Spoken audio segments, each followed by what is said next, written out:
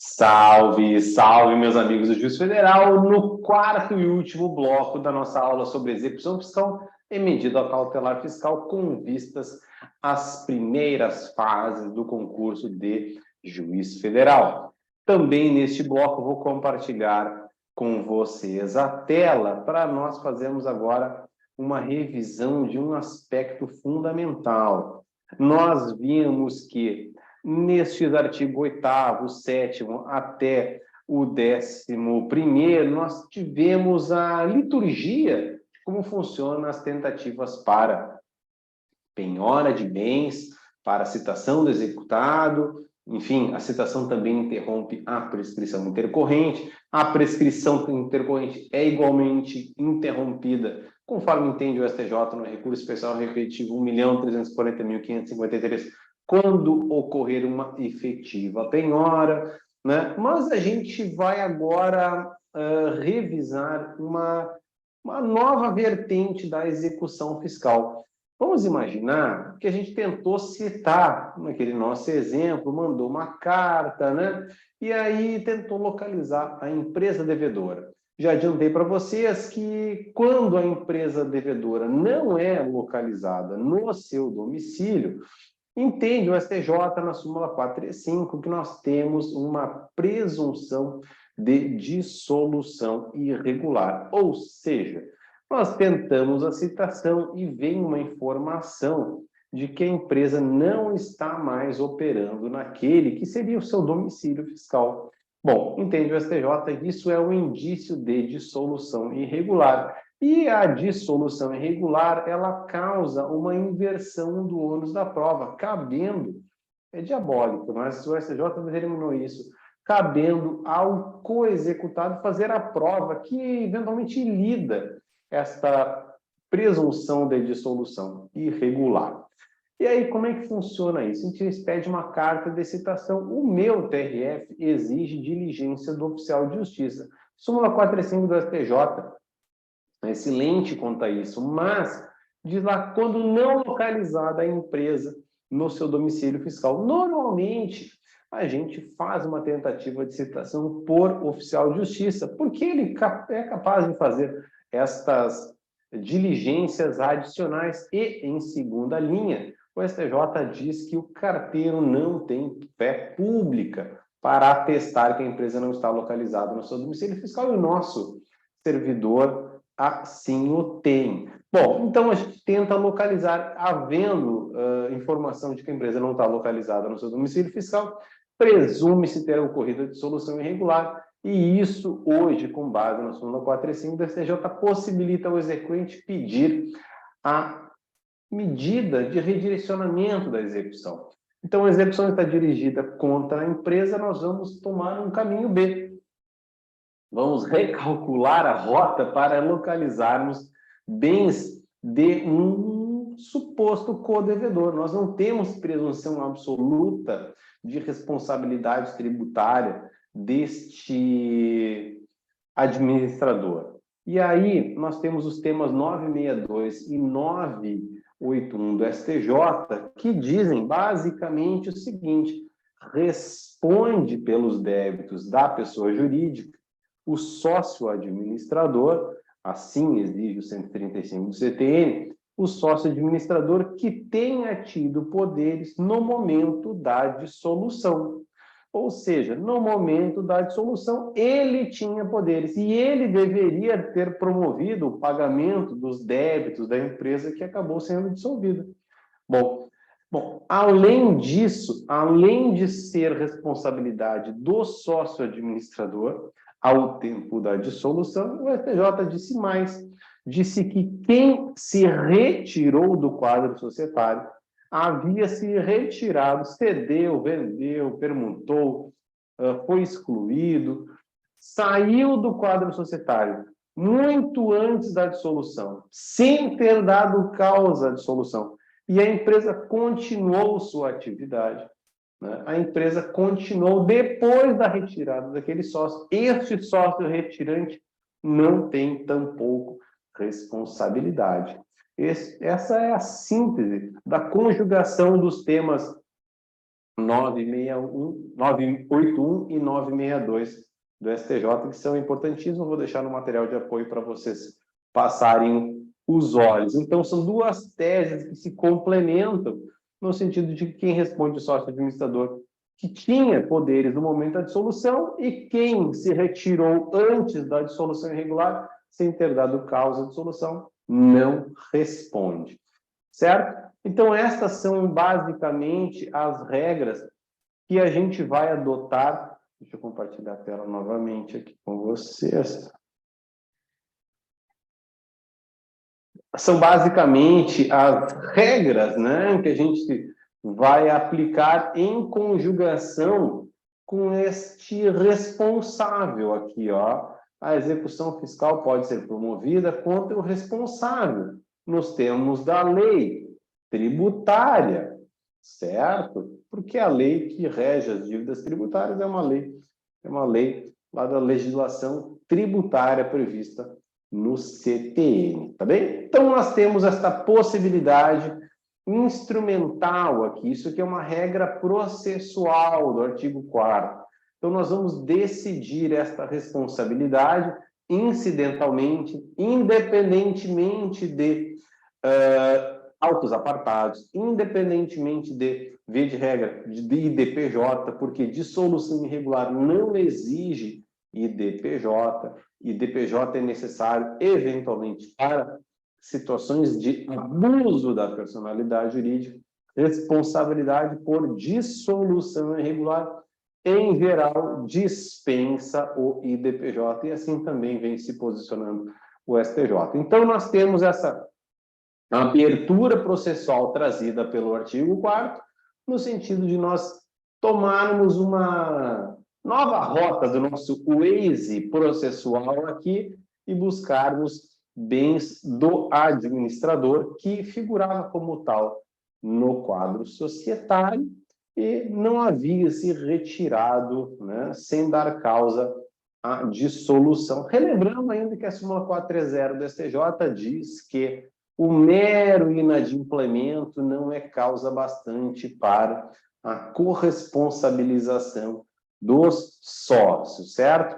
No entanto, o mero inadimplemento, com base na Lei Complementar 123, o mero inadimplemento da sociedade pelos débitos tributários gera responsabilidade dos administradores e dos sócios, não apenas dos administradores, também dos sócios, isso é muito grave, da sociedade que é microempresa e empresa de pequeno porte, ou seja, a ME e EPP, podem ser dissolvidas independentemente do pagamento dos seus débitos tributários, e essa dissolução repercute na pessoa dos sócios e sócios administradores a responsabilidade pelos débitos deixados pela empresa que foi dissolvida regularmente, né? Existe um procedimento de dissolução regular facilitado em proveito das ME e EPP. Tá? Isso é diferente do MEI, né? Que é o microempreendedor individual. O MEI é empresário individual, é uma pessoa natural, que não tem os benefícios que a sociedade, né, que a Ireli, que as sociedades, a Ireli agora foi extinta, mas que as sociedades têm para beneficiar seus sócios, que é a titularidade processual, a titularidade negocial e a autonomia patrimonial. São os três atributos da personalização jurídica das entidades, sociedades. Né? Nós temos outras pessoas jurídicas, mas assim, fundamentalmente a gente trabalha com sociedade, eventualmente com associação, mas em se tratando de sociedade, ela tem uma personalidade que se diferencia dos seus sócios ou integrantes. E esses sócios, então, não respondem, via de regra, pelos débitos tributários das sociedades. No entanto, em se tratando de ME e EPP, a lei complementar, então, a lei complementar a tratar de responsabilidade tributária, né, cumprindo o artigo 146, 3b da Constituição, nós temos a previsão de responsabilidade pessoal dos sócios. Então, existe aqui uma transferência da responsabilidade, o que é diferente, como eu disse, das demais sociedades empresárias, que tem a diferenciação e a separação, né, do sócio. Então, em síntese, sociedade limitada, o sócio administrador do momento da dissolução e que não tenha se retirado sem dar causa à dissolução, né? O sócio do momento da dissolução, aquele que figura como tal, é responsável no caso da dissolução irregular. No caso de ME ou EPP, respondem os sócios e sócios administradores. E MEI, microempreendedor individual, não tem a separação patrimonial, o MEI responde sempre com o seu próprio patrimônio pelos débitos havidos na sua atividade, tá bom? Então, essas são algumas regras com relação à responsabilidade dos nossos terceiros pelos débitos da execução fiscal nesta segunda rodada, né?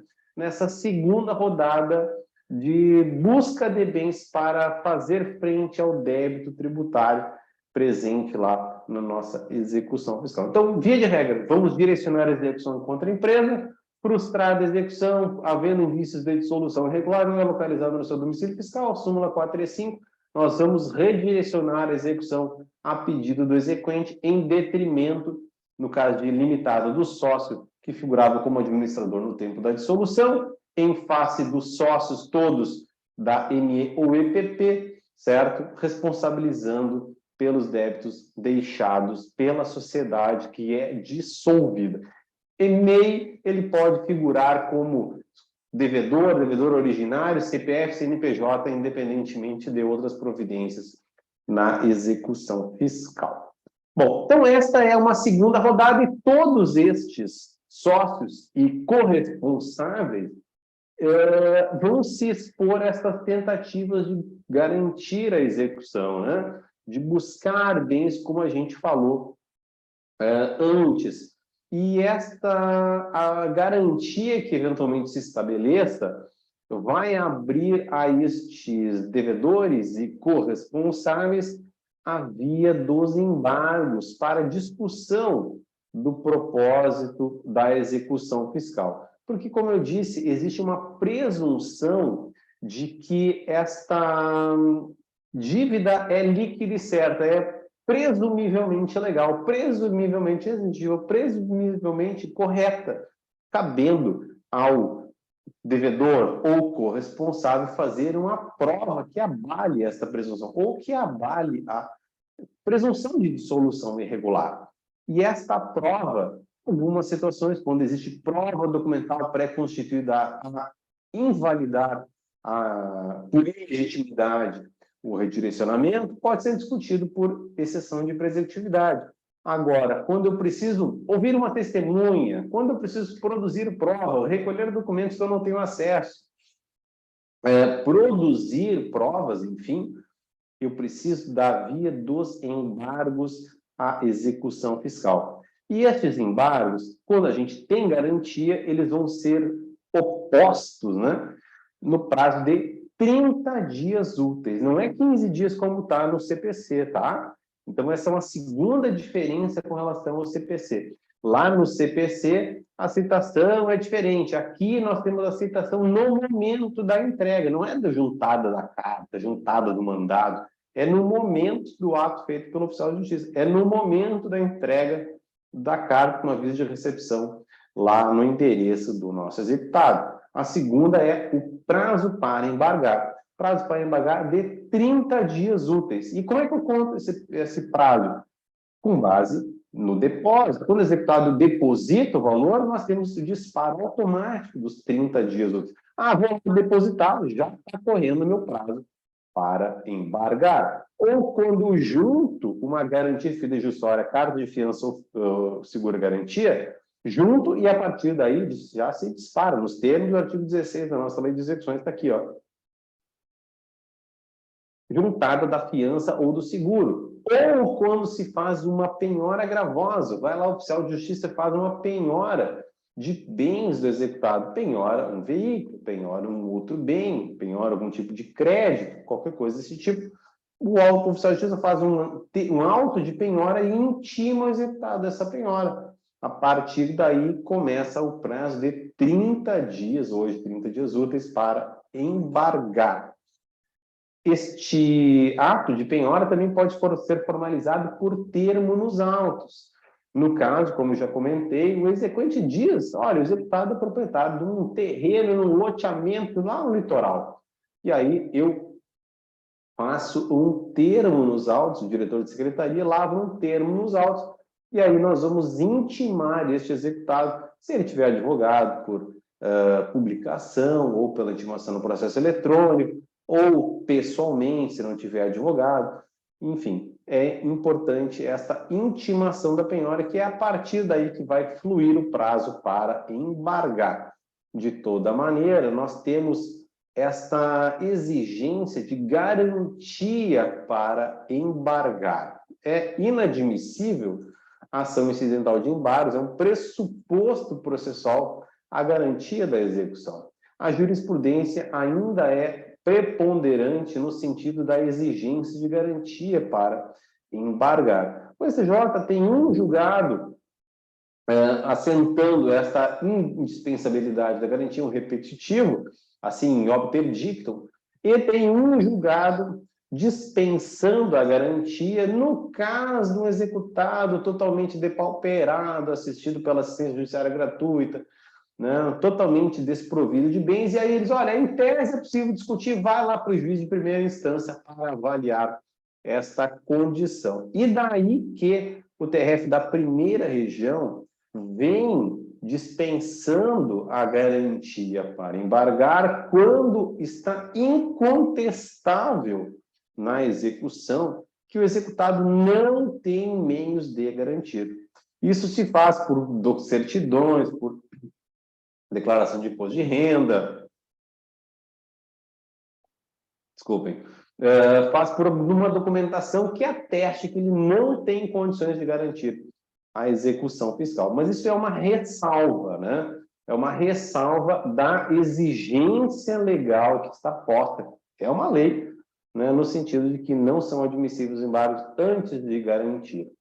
Bom, no parágrafo 2º, nós temos o princípio da concentração da defesa. A ação incidental de embargo tem natureza de ação, né? Mas é uma ação com um foco de conhecimento limitado. Diz-se que é uma ação estreita.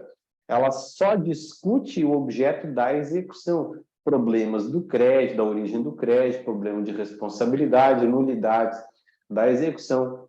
Todas essas matérias, toda matéria é útil à defesa, mas limitadamente defesa diante da execução. Eu não posso discutir outras situações, coisas diferentes que não estão postas na execução, débitos diversos do objeto da execução, né? Mas eu posso discutir todas as defesas úteis contra a execução, concentrar todas as defesas na ação incidental de embargos, e lá eu vou produzir amplamente todas as provas aptas a abalar a presunção de liquidez e certeza.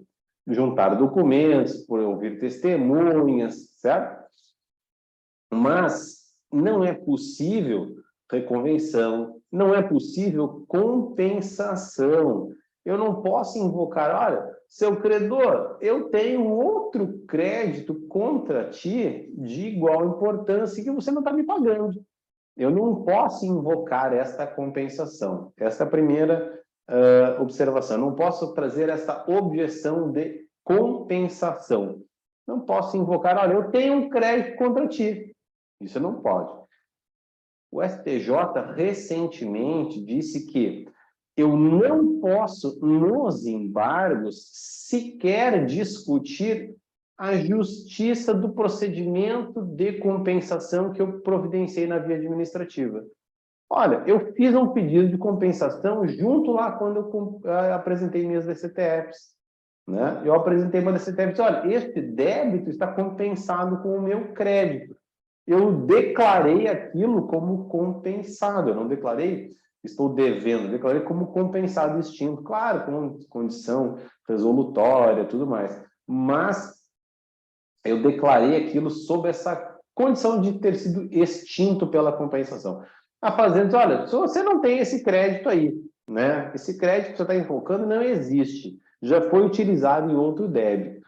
Bom, ela reputa inexistente a compensação e inscreve o débito que eu tinha, teria sido extinto pela compensação, na dívida ativa, e este débito vai para a execução fiscal. Nos embargos, eu não posso discutir a legalidade deste ato, né, da administração que desprezou a minha tentativa de compensação. Eu não posso discutir.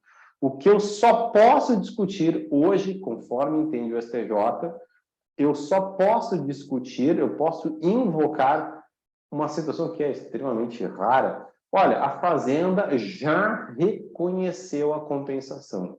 Olha, ele realmente, numa manifestação administrativa, num processo administrativo, reputou lá, ele tem este crédito, e este crédito foi suficiente a extinguir este débito da dívida ativa. Bom, se mesmo assim, é difícil imaginar, mas se mesmo assim houver uma execução deste crédito que a Fazenda Pública já deu por compensado, eu posso trazer esta alegação. Olha, este débito já foi compensado, já tem aqui manifestação líquida e certa da Fazenda de que foi compensado, certo? Esta é a única situação que eu posso, no entendimento do STJ hoje, invocar compensação como matéria de defesa nos embargos, certo? Não posso trazer exceção de suspensão, incompetência e impedimentos, e serão arguidos como preliminar e serão processadas, salvo as exceções de incompetência e impedimento, serão arguidas em preliminar e processadas junto com os embargos. Também o prazo para responder por impugnar, né, é um prazo de 30 dias e vai ser julgado se não for necessária a instrução. Gente, é possível audiência na execução fiscal? Sim, é extremamente frequente nós fazermos audiência na execução fiscal quando versar sobre matéria de fato, né? E for necessária a complementação da prova documental, por exemplo, com a oitiva de testemunhas que vão dizer a respeito da dita dissolução irregular, por exemplo. Então, lá nos embargos, eu vou avaliar como é que foi essa dissolução irregular. Houve bens para pagar todo o passivo tributário? Não houve? O que aconteceu? Tem alguma prova que afaste a dita presunção de dissolução irregular?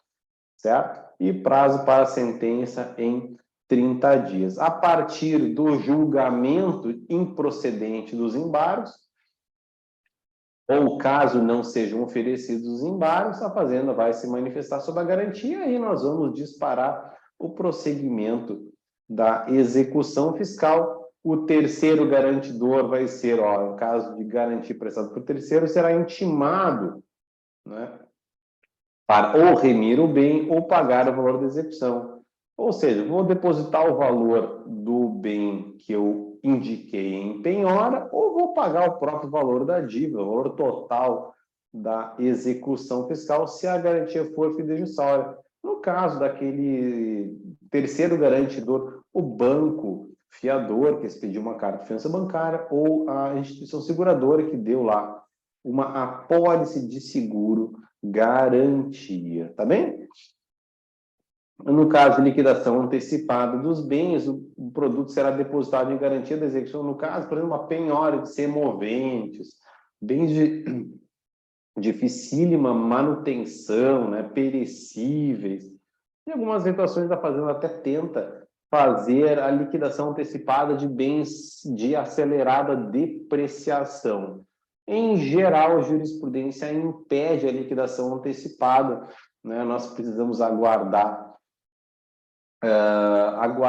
o julgamento dos embargos. Quando os embargos forem julgados, foram recebidos com efeito suspensivo, aqui faltou dizer, mas vou complementar agora, que os embargos, olha só que interessante, os embargos, de regra, não possuem efeito suspensivo, certo? Os embargos não possuem efeito suspensivo automático. Entende o STJ? E recentemente o Supremo julgou isso também, no sentido de que, dada a necessidade da Fazenda Pública ter um procedimento efetivo para ver os seus créditos, a Fazenda Pública tem esta prerrogativa de promover a execução, e para que o executado tranque a execução, nós precisamos ter garantia, e não é garantia qualquer, é garantia total, valor integral da execução. Eu tenho que ter risco, ou melhor dizendo, pressuposto da tutela provisória. Pode ser tutela de evidência, mas o mais frequente é tutela de urgência. Risco de perecimento do direito, risco de dano irreparável, risco de difícil reparação. E mais do que isso, além da garantia e do risco, eu tenho que ter uma verossimilhança, uma solidez de argumentos. Eu preciso passar os olhos na inicial, eu preciso estudar a inicial e perceber, olha, tem chance dele ganhar. Eu faço uma decisão antecipatória que, ao decidir o recebimento da inicial dos embargos, tem que ter pedido também, claro, né? Não existe efeito suspensivo automático. E eu preciso analisar, olha, ele vai ganhar, tem chance dele ganhar. Com essa prova que eu estou olhando aqui, tem chance dele ganhar. O risco se traduz na liquidação dos bens por leilão, e essa liquidação é de dificílima recuperação, reversão, porque se não dado o efeito suspensivo, o STJ diz que o prosseguimento dos atos expropriatórios se dá em definitivo, né? Sem possibilidade de reversão, salvo alguma situação de nulidade absoluta. Mas, em geral, os atos expropriatórios são processados em definitivo, certo? Daí que, em geral, a expropriação é perfeita e acabada e irretratável quando assinado o auto de arrematação. Então, ou tem efeito suspensivo e se tranca a arrematação, né, o prosseguimento com o leilão ou com a alienação por iniciativa particular, ou não tem efeito suspensivo e o prosseguimento dos atos expropriatórios se dá em definitivo. Tá bem? Então, são esses dois caminhos. Bom, que se não dado efeito suspensivo, se dá esse prosseguimento, inclusive pode ser feita uma liquidação antecipada de bens perecíveis ou de acelerada depreciação, aceleradíssima depreciação. Normalmente não é o que acontece. E aí a expropriação hoje pode se dar por alienação por iniciativa particular. Hoje temos até o sistema Comprei da Fazenda Nacional, que ele busca liquidar garantias estabelecidas nas execuções fiscais ou garantias antecipadamente ofertadas pelos contribuintes para ter certidão de regularidade fiscal, né? Nesse sistema Comprei se faz uma espécie de leilão por iniciativa particular dessas garantias que nós temos nas execuções fiscais, normalmente imóveis, normalmente veículos ou bens sujeitos a registro, marca, títulos privados, enfim, algum bem mais líquido e certo, digamos. Essa é a alienação por iniciativa particular. No mais, às vezes, nós vamos fazer alienação, ato expropriatório, né, por leilão e por leiloeiro designado, certo? A Fazenda também tem a prerrogativa, já antes, né, na própria lei de execuções, tinha a prerrogativa de adjudicar os bens penhorados.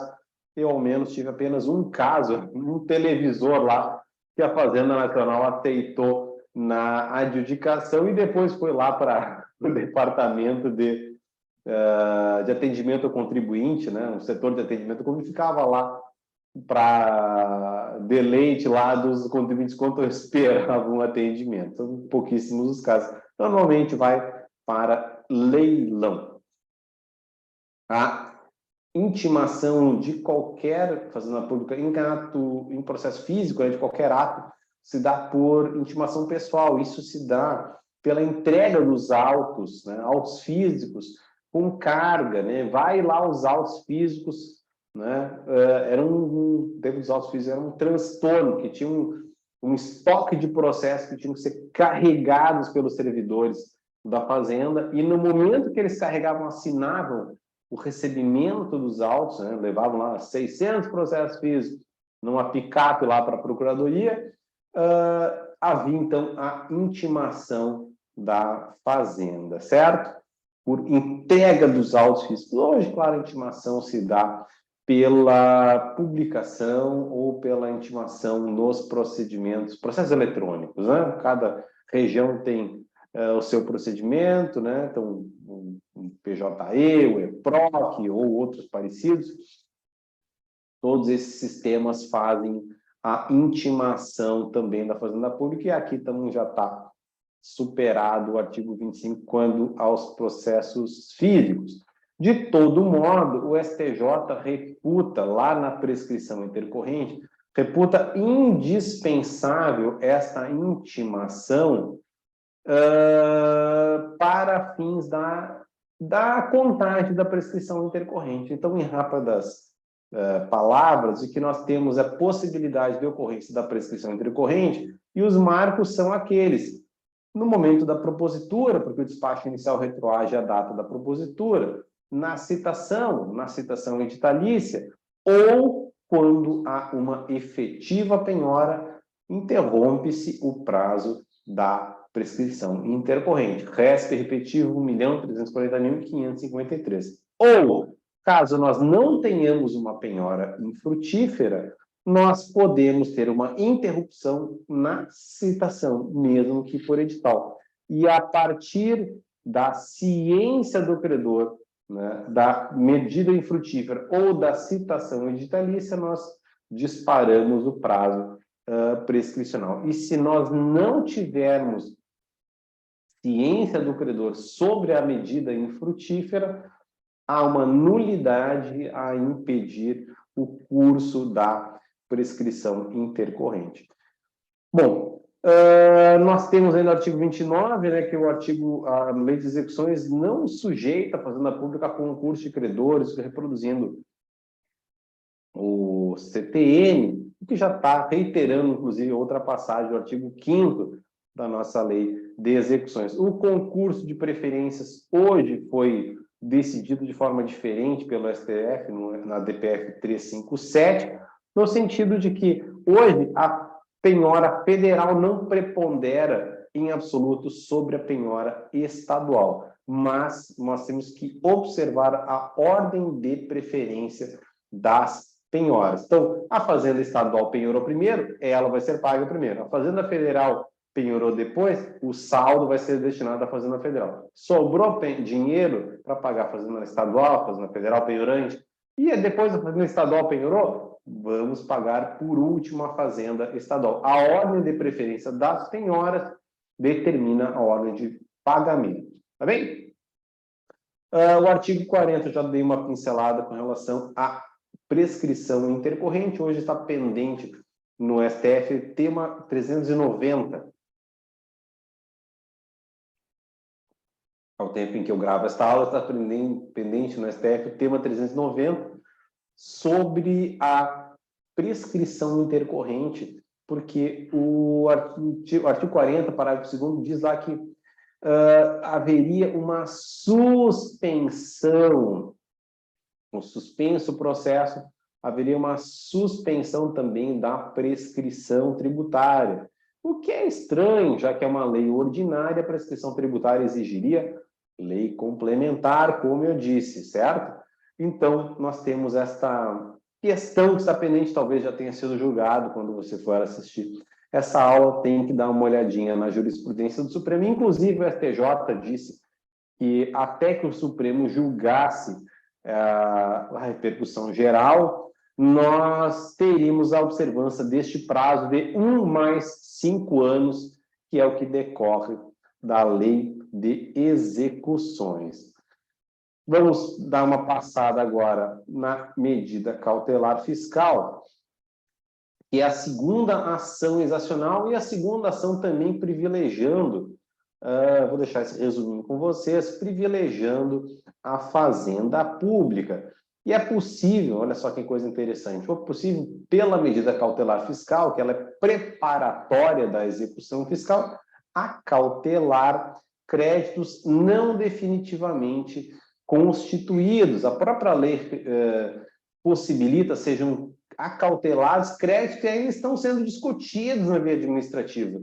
Quando isso? Quando o executado transfere seus bens para terceiros. Olha, tem um perigo a liquidação dos créditos.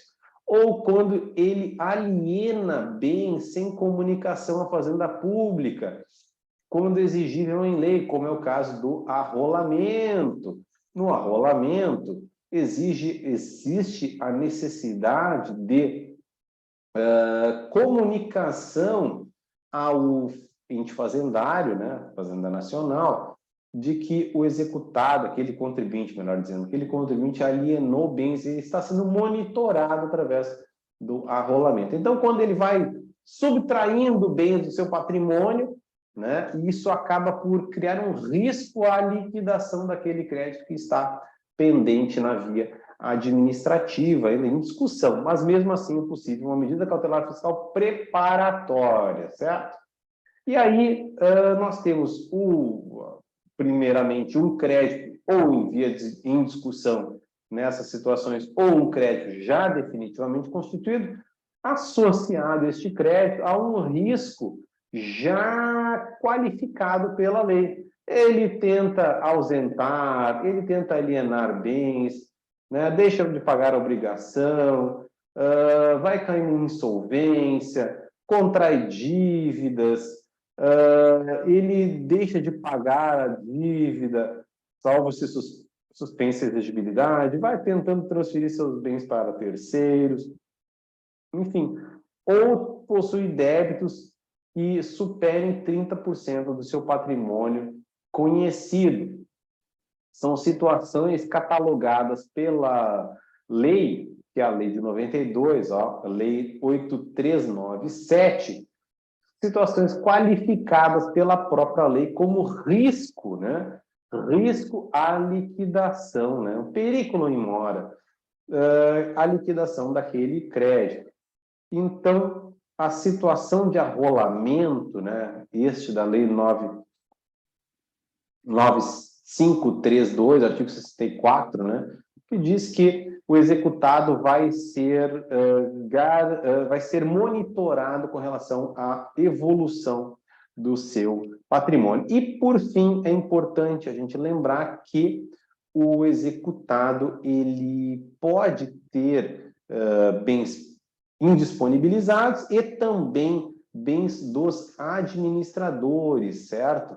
A gente pode indisponibilizar bens próprios do devedor, bens dos seus administradores e bens de terceiros aos quais foram transferidos bens que podem ser úteis à execução. Bens não apenas do ativo circulante, mas também, não apenas do ativo permanente, mas também do ativo circulante. O STJ vem admitindo o bloqueio de bens do ativo circulante, tá? E ainda a medida cautelar fiscal, como eu disse, ela é preparatória do redirecionamento, da execução, ela preserva efeitos por 60 dias e, no caso, é diferente do CPC, né? Aqui ela preserva por 60 dias para a propositura da execução ou preserva por 60 dias para o redirecionamento, em detrimento daqueles que eventualmente pratiquem atos abusivos da personalidade, coisas desse tipo que acabam legitimando a medida cautelar fiscal preparatória do redirecionamento. Pessoal, estou com o meu tempo estourado, vou deixar com vocês um material de apoio com relação à medida cautelar fiscal e todos os repetitivos de interesse para a execução fiscal, tá bom? Foi um prazer ter estado com vocês. Qualquer coisa, podem me chamar lá no Execução Fiscal em Curso, que é o meu perfil no Instagram. Também tem um canal no YouTube, convido vocês a darem uma chegadinha lá, se inscreverem, para ficar sempre por dentro dos conteúdos que eu falo sobre execuções fiscais, cobranças tributárias, tudo que é interessante deste universo, tá bom? Fica aqui meu muito obrigado, boa sorte nas provas e até uma próxima oportunidade.